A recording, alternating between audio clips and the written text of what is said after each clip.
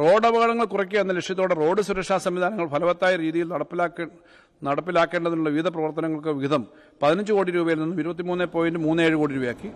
കേരളത്തിലെ റെയിൽ സുരക്ഷ ലക്ഷ്യമാക്കി റെയിൽ മേൽപ്പാലങ്ങളുടെയും അടിപ്പാലങ്ങളുടെയും നിർമ്മാണ പ്രവർത്തനങ്ങൾക്കായി മുൻവർഷം 16 കോടി രൂപ ഉയരത്തിൽ നിന്നും 25 കോടി രൂപയായി അത് വർദ്ധിപ്പിച്ചിട്ടുണ്ട്. കണ്ണൂർ ധർമ്മടം ജില്ലയിലെ ധർമ്മടം റെയിൽവേ സ്റ്റേഷൻ അണ്ടർപാസിന്റെ നിർമ്മാണത്തിനായി 5 കോടി രൂപ ഉയർത്തുന്നു. കാലപ്പഴക്കം ചെന്ന പാലങ്ങളുടെ സംരക്ഷണത്തിനും പുനർനിർമ്മാണത്തിനുമായി 46.46 കോടി രൂപ. പട്ടികവർഗ ഉന്നതികളിലേക്കുള്ള പാലങ്ങളുടെ സംരക്ഷണത്തിനും പുനർനിർമ്മാണത്തിനുമായി 25 കോടി രൂപ വകയിരുത്തുന്നു. സംസ്ഥാന പാതകളിലെ ഓവർലേ ചെയ്യുന്നതിനുള്ള പ്രത്യേക ഡിസൈൻ പദ്ധതികൾക്കായി 87 കോടി രൂപ വകയിരുത്തുന്നു. നബാർഡിന്റെ ഫണ്ട് ഉപയോഗിച്ച് റോഡുകളുടെ നിർമ്മാണവും അറ്റകുറ്റപ്പണികൾക്കുമായിട്ട് 165 കോടി രൂപ വകയിരുത്തുന്നു. പത്തനംതിട്ട, കോട്ടയം ജില്ലകളിലെ തീർത്ഥാടക റോഡുകൾ വികസിപ്പിക്കുന്നതിനായി 15 കോടി രൂപ വകയിരുത്തുന്നു. തലസ്ഥാന നഗര റോഡ് വികസന പദ്ധതിയിലെ PPP ആനുറ്റി മാതൃകയിൽ മറ്റ് നഗരങ്ങളിൽ നടപ്പിൽ വരുത്താൻ ലക്ഷ്യമിടുന്ന റോഡ് നിർമ്മാണത്തിനുള്ള ആനുറ്റി പേയ്മെന്റുകൾക്കായി 58.8 കോടി രൂപ വകയിരുത്തുന്നു.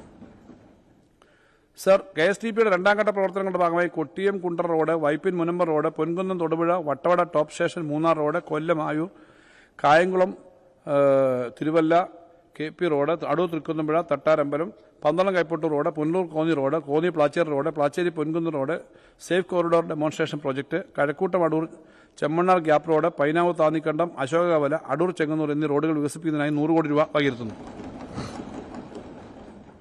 കേരള ഹൈവേ റിസർച്ച് ഇൻസ്റ്റിറ്റ്യൂട്ടിന് 21.5 കോടി രൂപ വകയിരുത്തുന്നു. സർ, സംസ്ഥാന പാതകളിൽ നടന്നുകൊണ്ടിരിക്കുന്ന പ്രവൃത്തികളുടെ പൂർത്തീകരണം, സംരക്ഷണ പ്രവർത്തനങ്ങൾ, ട്രാഫിക് സേഫ്റ്റി ബോർഡുകൾ സ്ഥാപിക്കുന്ന പ്രവർത്തനങ്ങൾ മുതലായി 41 കോടി രൂപ വകയിരുത്തുന്നു. നബാർഡ് വായ്പാധനത്തിലൂടെ പാലങ്ങളും പുതിയ നിർമ്മാണ പ്രവർത്തനങ്ങളുമായിട്ട് 95 കോടി രൂപ വകയിരുത്തുന്നു. കേന്ദ്ര റോഡ് ആക്ട് 2000 പ്രകാരം സംസ്ഥാന പാതകളുടെ നവീകരണത്തിനായി കേന്ദ്ര റോഡ് ഫണ്ട് വിഹിതമായി 62 കോടി രൂപ വകയിരുത്തുന്നു. സർ, കട്ടപ്പന മുതൽ തേനി വരെ മലയോര പാതയിലെ യാത്രാക്ലേശം പരിഹരിക്കുന്നതിനായി ഒരു തുരങ്കപാത സംബന്ധിച്ചുള്ള സാധ്യതാ പഠനം നടത്താനായിട്ട് ഉദ്ദേശിക്കുന്നു. ഇത്തരം ഒരു തുരങ്കപാത വരുന്നതോടുകൂടി 20 കിലോമീറ്റർ യാത്രാ ദൂരം ലാഭിക്കാൻ കഴിയുമെന്നാണ് കണക്കാക്കുന്നത്. തുരങ്കപാതയുടെ സാധ്യതാ പഠനത്തിനായി 10 കോടി രൂപ വകയിരുത്തുന്നു. കട്ടപ്പന തേനി തുരങ്കപാത. റോഡ് ഗതാഗതം 2026-27 സാമ്പത്തിക വർഷത്തിലെ ഈ മേഖലയ്ക്കുള്ള വിഹിതം മുൻവർഷത്തെ 194.84 കോടിയിൽ നിന്നും 222.1 കോടിയായി വർദ്ധിപ്പിക്കുന്നു. ഇതിൽ KSRTCക്ക് 185.72 കോടി രൂപയും മോട്ടോർ വാഹന വകുപ്പിന് 38.38 കോടി രൂപയും തിരുവനന്തപുരത്തെ ശ്രീചിത്ര തിരുനാൾ കോളേജിന് 4 കോടി രൂപ ഉൾപ്പെടുന്നു. സർ, KSRTC 2021 മുതൽ 26 ജനുവരി വരെ ആകെ 662 പുതിയ ബസ്സുകൾ KSRTC 134, സ്വിഫ്റ്റ് 528 നിരത്തിലിറക്കിക്കൊണ്ട് സേവനങ്ങൾ കൂടുതൽ കാര്യക്ഷമമാക്കാനായിട്ട് സർക്കാരിന് സാധിച്ചിട്ടുണ്ട്. കാലപ്പഴക്കം ചെന്ന ബസ്സുകളെ കണ്ടം ചെയ്ത് പുതിയ വാങ്ങുന്നതിന്റെ ഭാഗമായി ആധുനിക DSL BS6 ബസ്സുകൾ വാങ്ങുന്നതിനുള്ള വിഹിതം 127 കോടി രൂപയായി വർദ്ധിപ്പിക്കുന്നു. സർ, കൂടുതൽ യാത്രക്കാരെ ആകർഷിക്കുവാനും പ്രതിമാസ പ്രവർത്തന നഷ്ടം കുറയ്ക്കുന്നതിനും KSRTC ചെയ്യുന്ന ധാരാളം പ്രവർത്തനങ്ങളുണ്ട്. KSRTCയുടെ കീഴിലുള്ള നിലവിലെ വാഹനങ്ങളെല്ലാം കൂടുതൽ പ്രവർത്തനക്ഷമമാക്കേണ്ടതുണ്ട്. ഈ നേട്ടം കൈവരിക്കുന്നതിന് വർക്ക്ഷോപ്പ്, ഡിപ്പോകൾ എന്നിവയുടെ ആധുനികവൽക്കരണം എന്ന പദ്ധതിക്ക് 45.72 കോടി രൂപ വകയിരുത്തുന്നു. KSRTC ഗവേണൻസ് പ്ലാറ്റ്ഫോമിൽ ഉൾപ്പെടുന്നതിന് ആവശ്യമായ സോഫ്റ്റ്വെയർ, ഹാർഡ്വെയർ പരിഷ്കരണങ്ങൾക്കായി 12 കോടി രൂപ വകയിരുത്തുന്നു.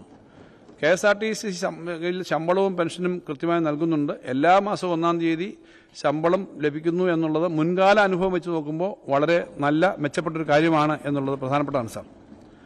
സാർ, വിവിധ ബസ് സ്റ്റാൻഡുകൾ മലപ്പുറം, തൃശൂർ, ഇടുക്കി, എറണാകുളം, ചങ്ങനാശ്ശേരി, കൊട്ടാരക്കര, കായംകുളം, ചെങ്ങന്നൂർ, ആറ്റിങ്ങൽ എന്നിവയുടെ പ്രീഫാബ് സാങ്കേതിക വിദ്യ ഉപയോഗിച്ചുള്ള നവീകരണ പ്രവർത്തനങ്ങൾ പുരോഗമിക്കുകയാണ്. സാർ, മോട്ടോർ വാഹന വകുപ്പിന്റെ റോഡ് ഗതാഗത സുരക്ഷാ പ്രവർത്തനങ്ങൾ എന്ന പദ്ധതിക്കായി 18.62 കോടി വെക്കുന്നു. ഉൾനാടൻ ജലഗതാഗതം ഒരു മൾട്ടി മോഡൽ ഗതാഗത ശൃംഖല വികസിപ്പിക്കുക എന്നത് സംസ്ഥാനത്തിന്റെ പ്രധാന കാഴ്ചപ്പാടാണ്. നമ്മുടെ ജലചാലുകളുടെയും നാവിഗേഷൻ വികസിപ്പിക്കുന്നതിനും മെച്ചപ്പെടുന്നതിനും കേരളം മുൻഗണന നൽകിയിട്ടുണ്ട്. കൂടുതൽ യാത്രക്കാരെയും ചരക്ക് ഗതാഗതവും ആകർഷിക്കുന്നതിനായി വെസ്റ്റ് കോസ്റ്റ് കനാൽ പൂർത്തീകരണത്തിന് പ്രാധാന്യം നൽകുന്നു. 138 കോടി രൂപ ഇതിനായിട്ട് മാറ്റിവെക്കുന്നു.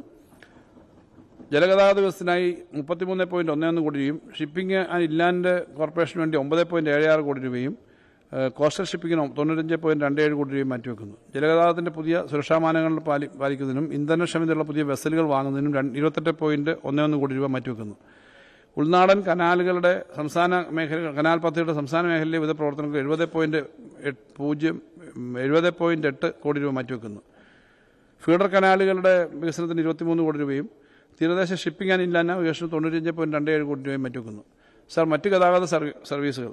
സർ, കൊച്ചി മെട്രോ രണ്ടാം ഘട്ടത്തിലുള്ള EAP ഘടകമായി 79.03 കോടി രൂപ മാറ്റിവെക്കുന്നു. EAP വിഹിതമായി 136. സാർ, നഗര മൊബിലിറ്റി പ്രദേശങ്ങളിലെ ഗതാഗത വികസനം, പ്രവർത്തനം, പരിപാലനം, നിരീക്ഷണം, മേൽനോട്ടം എന്നിവയ്ക്കായുള്ള ഉത്തരവാദിത്തപ്പെട്ട ഏകോപന അതോറിറ്റിയായ കൊച്ചി മെട്രോപൊളിറ്റൻ ട്രാൻസ്പോർട്ട് അതോറിറ്റിയുടെ പ്രവർത്തനങ്ങൾക്ക് 3 കോടി മാറ്റിവെക്കുന്നു. ശബരിമല ഗ്രീൻഫീൽഡ് പ്രവർത്തനങ്ങൾക്കായിട്ട് ഈ വർഷം 4.96 കോടി രൂപ മാറ്റിവെക്കുന്നു. സാർ, വിനോദസഞ്ചാരം. സാർ, കേരളം സന്ദർശിക്കുന്ന വിദേശ സഞ്ചാരികളുടെ എണ്ണം 2023 6.5 ലക്ഷത്തിൽ നിന്നും 2024 7 ലക്ഷമായിട്ട് ഉയർന്നു. പൈതൃക സാംസ്കാരിക ടൂറിസത്തിന്റെ പ്രചരണം, ടൂറിസം അടിസ്ഥാന സൗകര്യങ്ങളുടെ വികസനം, ഡെസ്റ്റിനേഷൻ ചലഞ്ച് പദ്ധതികൾ, ഡിസൈൻ പോളിസിയുടെ നടപ്പാക്കൽ, ടൂറിസം ഹബ്ബുകളുടെ വികസനം, മാർക്കറ്റിംഗ്, ഉത്തരവാദിത്ത ടൂറിസം എന്നിവയാണ് 2026-27 ബജറ്റിലെ പ്രധാന മുൻഗണനാ മേഖലകൾ. വിനോദസഞ്ചാര മേഖലയുടെ വിഹിതം മുൻവർഷം 385.02 കോടി രൂപയായിരുന്നത് 413.52 കോടിയായി വർദ്ധിപ്പിക്കുന്നു.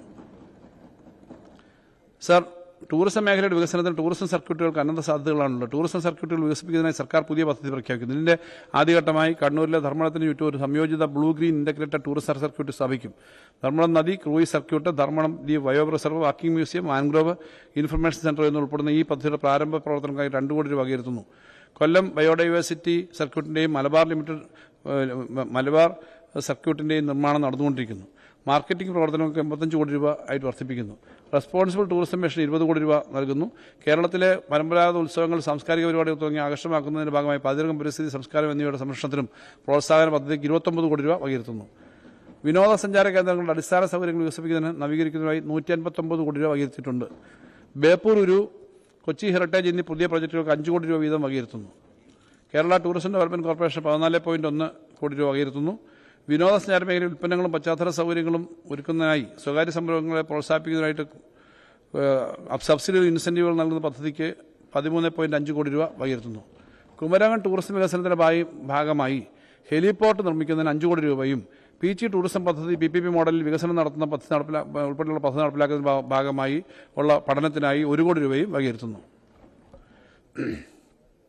നമ്മുടെ സമ്പന്നമായ പൈതൃകം സംരക്ഷിക്കുന്ന മുസിരിസ് ഹെറിറ്റേജ് സ്പൈസസ് റോഡ് പദ്ധതി, റിവർ ക്രൂയിസ് ഹെറിറ്റേജ് പദ്ധതി എന്നിവയ്ക്ക് 14 കോടി രൂപയും കൊച്ചിൻ വൈപ്പിൻ മേഖലയിൽ ഓഷനറിയം പദ്ധതിയുടെ പഠനത്തിനായി 1 കോടി രൂപയും വകയിരുത്തുന്നു. ഇന്ത്യൻ പ്രീമിയർ ലീഗിന്റെ മാതൃകയിൽ ആരംഭിച്ച ചാമ്പ്യൻസ് ബോട്ട് ലീഗ് സംസ്ഥാനത്ത് 14 സ്ഥലങ്ങളിൽ നടത്തുന്നതിനായി 10.46 കോടി രൂപ വകയിരുത്തുന്നു. കൊല്ലം ജില്ലയുടെ ടൂറിസം വികസിപ്പിക്കുന്നതിനും അറബിക്കടലിലൂടെ ആഗോള ടൂറിസം ശൃംഖലയുമായി ബന്ധിപ്പിക്കുന്നതിനും കൊല്ലത്തൊരു മറീന നിർമ്മിക്കാൻ ആരംഭിച്ച പദ്ധതിയുടെ തുടർ പ്രവർത്തനങ്ങൾക്കായി 6 കോടി രൂപയും അഷ്ടമുടി കായലിന് ചുറ്റും സൈക്കിൾ ട്രാക്ക് വികസിപ്പിക്കാൻ 10 കോടി രൂപയും മൺട്രോത്തുരുത്തിലെ ടൂറിസം വികസനത്തിനായി 5 കോടി രൂപയും കൊല്ലം ഏഷ്യത്തിന് ഇപ്പോൾ പ്രവർത്തിച്ചുകൊണ്ടിരിക്കുന്നതിന് 10 കോടി രൂപയും വകയിരുത്തുന്നു. സാർ, തീർത്ഥാടന ടൂറിസം. 447 വർഷം പഴക്കമുള്ള കോട്ടയം ചെറിയപള്ളി മരിയൻ തീർത്ഥാടന കേന്ദ്രമാണ്. കോട്ടയം ചെറിയപള്ളിയെ തീർത്ഥാടന ടൂറിസം പദ്ധതിയിൽ ഉൾപ്പെടുത്തി സൗകര്യങ്ങൾ വികസിപ്പിക്കുന്നതിന് 2 കോടി രൂപ വകയിരുത്തുന്നു. കട്ടപ്പന കല്യാണത്തുണ്ട് പദ്ധതിയെ ടൂറിസം ഹബ്ബാക്കി മാറ്റുന്ന അഞ്ചുരുളി ടൂറിസം വികസനത്തിന് ആവശ്യമായ പണം അനുവദിക്കുന്നു. സാർ, മങ്ങാട്ടുപാറ സോഫ്റ്റ് അഡ്വഞ്ചർ ടൂറിസം പദ്ധതിക്ക് വേണ്ടിയിട്ട് അതിന്റെ പ്രവർത്തനം നടത്താനായിട്ട് 1 കോടി രൂപ മാറ്റിവെക്കുന്നു പ്രാഥമിക പ്രവർത്തനങ്ങളായിട്ട്.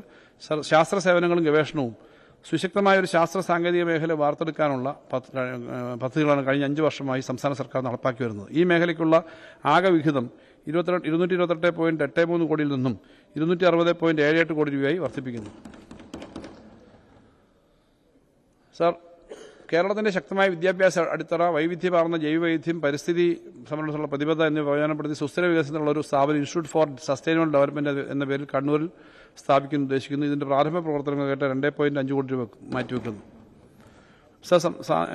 ശാസ്ത്ര സാങ്കേതിക മേഖലയിലെ പ്രവർത്തനങ്ങൾക്കായിട്ട് 102.78 കോടി രൂപ മാറ്റിവെക്കുന്നു. ഇൻസ്റ്റിറ്റ്യൂട്ട് ഓഫ് അഡ്വാൻസ് വൈറോളജിക്ക് 60 കോടി രൂപയായി വർദ്ധിപ്പിക്കുന്നു. ക്യാൻസർ സെന്ററിന്റെ പ്രവർത്തനങ്ങൾക്ക് പുലിയനാർകോട്ടയിലെ പുതിയ ക്യാമ്പസ് ഉൾപ്പെടെ ഉള്ള പ്രവർത്തനത്തിന് 90 കോടി രൂപ വകയിരുത്തുന്നു. സ്കൂൾ ഓഫ് മാത്തമാറ്റിക്സിന് 8 കോടി രൂപ. ശ്രീചിത്ര ഇൻസ്റ്റിറ്റ്യൂട്ടുമായി സഹകരിച്ച് വാണിജ്യാടിസ്ഥാനത്തിൽ ആരോഗ്യ ഉൽപ്പന്നങ്ങൾ നിർമ്മിക്കുന്നതിനുള്ള പദ്ധതി രൂപീകരിക്കുന്നതിനായി 20 കോടി രൂപ വകയിരുത്തുന്നു.